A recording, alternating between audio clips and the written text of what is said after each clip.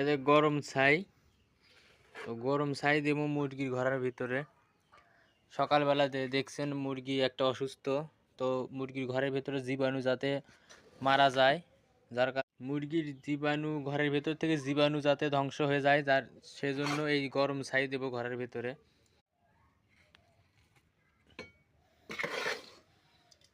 এতে গরম ছাই দিলে ঘরের জীবাণুগুলো মারা যায়।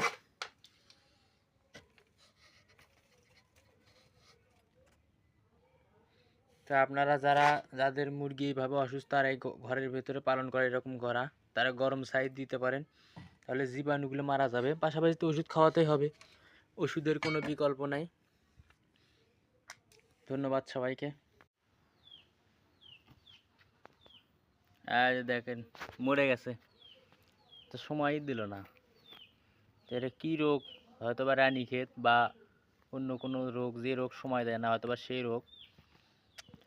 কালকেই ভালো মুরগি সকালবেলা ঘর থেকে বাইর হচ্ছে, ভালো মুরগি,